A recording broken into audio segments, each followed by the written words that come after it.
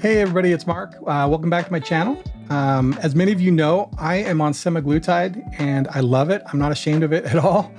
In fact, I love it so much that I have been accused of being a shill for the pharmaceutical companies in the comment section of one of my previous videos.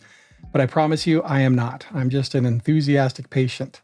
Now, as a patient, I have been on it about 7 months and I've lost about 70 pounds and I haven't had any problems with it whatsoever. It's been great for me. But I know that's not true for everybody. So today I want to talk about the 7 main complaints that I've heard over and over from other people that are taking this stuff. And when I say this stuff, I'm talking about semaglutide, which is branded as Ozempic or Wegovy specifically for weight loss. But I'm also talking about tirzepatide, which is Mounjaro, but it's also branded as Zepbound for weight loss. And I'm going to lump them together in this video because the complaints are basically the same for all of them. Before we get into the complaints, I do want to mention that lots and lots of people are like me, and we do just fine with no side effects at all. So the side effects are not universal. And for those that do have problems, they usually resolve after the first few weeks. Ideally, your doctor is going to start you at a super low dose and then slowly ramp you up over a month or two, and that usually helps minimize the side effects. So let's get into it and talk about the complaints.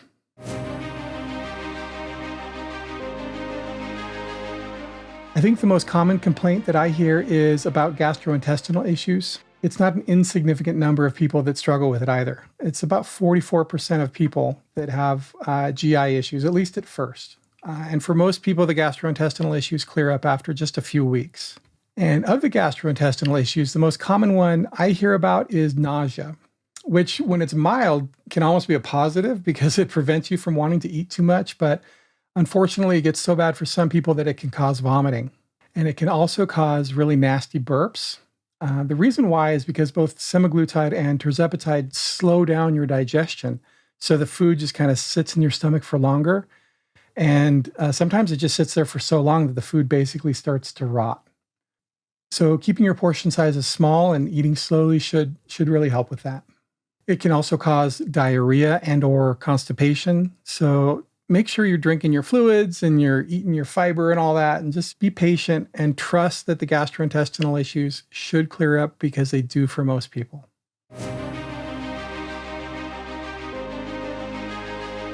The next biggest complaint I hear about is fatigue, just weak, tired, no energy all the time. Now, if you followed my saga at all, you know that I've been fatigued since 2018 because of all my weird chronic health issues, but that started a long time before I got on semaglutide. If anything, Ozempic has helped me conserve energy because I'm not carrying around so much weight anymore. But for those that are feeling the fatigue, sometimes it's just because they're struggling to get a balanced diet or because they're eating so much less now. But I know some people do complain about fatigue even when their nutrition is on lock. So if you're doing everything right and you're still just exhausted all the time, talk to your doctor and see if he's got any solutions for you. The third most common complaint I hear about is headache. I don't know if there's something in the medication itself that's triggering the headaches or if it's caused by the radical change in diet, but a lot of people do get headaches on semaglutide and tirzepatide. They can range from mild to severe, by the way, like full-on migraines. I should mention that I do get headaches a couple of times a month, but I'm on like 20 different medications for my other weird illnesses, so who knows what's really causing them. But mine are usually mild enough that if I just pop a couple of Tylenol, they'll go away. Now, aside from the physical side effects, I should also mention that there are some complaints about psychological effects as well. Not so much from the medication itself, but more from the results that you do or don't achieve. What I mean by that is sometimes we set unrealistic expectations for how we think we're going to look when we get down to our goal weight. And when the reality doesn't meet the expectations, that can sometimes trigger anxiety or even lead to depression, like in a clinical sense. You know, you've got your vision board on your wall and you've got pictures of what you think your body's going to look like when you lose 100 pounds, but then you lose it and your body doesn't look like that body. You know, maybe there's some drooping or some sagging, and that might not just be disappointing, but actually depressing. So I recommend having both a dream weight and what I call a satisfied weight. For example, for me, my dream weight would be somewhere around 215, which some people may think like that's way too much, but for me, I've never even been that weight. I would love to get down to 215, but honestly, the odds are not great that I'll ever get there. So my satisfied weight is 243 pounds.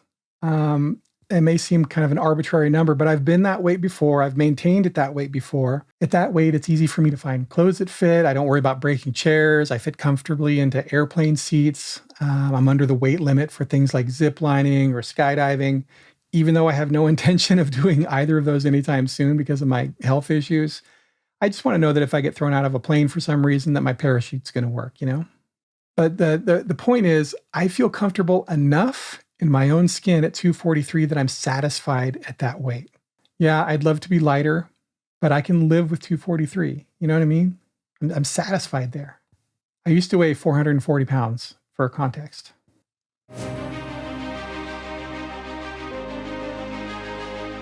Now, one reason why I don't mind being a little heavier than my dream weight is because when I lose too much weight, my face looks really old and haggard. I mean, even older than it does now with my big Santa Claus beard. I get what some people call Ozempic face, which is the next complaint that I want to talk about. When people talk about Ozempic face, they're referring to that kind of gaunt or emaciated look that people sometimes get when they lose a lot of weight. It's not unique to Ozempic, by the way. The same thing happens to weight loss surgery patients or to anyone really that loses a ton of weight, no matter how they lose it. For example, I started getting Ozempic face after my gastric bypass surgery in 2019 after losing about 200 pounds, but this was long before I started Ozempic. I've had some regain since then, but I've made other videos about that, so we're not going to dive into that here. But anyways, the reason I think it's called Ozempic face, even though it's not unique to Ozempic, is just because we're seeing it a lot more now. There are literally millions of people across the world that are on Ozempic and losing a ton of weight, and we're not used to seeing that many people lose that much weight because treatment has been so effective other than weight loss surgery. I'm afraid there's not a whole lot that can be done about Ozempic face other than expensive, cosmetic work. And it doesn't matter if you lose it fast or slow, it's still going to happen. Just FYI. Number 6 on my list of complaints isn't a side effect. It's the fact that this is a long-term commitment. This stuff only works for as long as you take it. And once you stop, the weight is going to come back. You'll basically need to give yourself a shot every week for the rest of your life if you want to keep the weight off. This is a treatment. It is not a cure. And this is a very valid complaint. I'm hoping and praying the day comes when they find a permanent solution. But until then, you've got to do the weekly shots.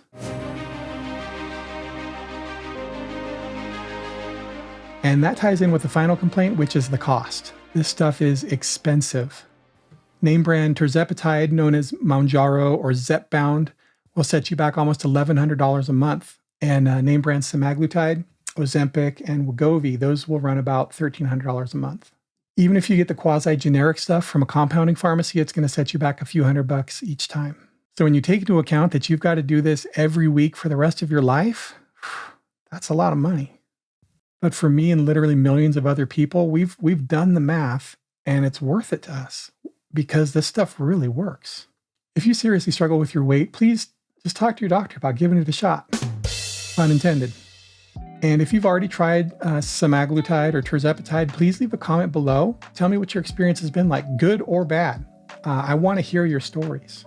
Anyways, that about covers it. Please like and subscribe. It really does help me out, and I will catch you later.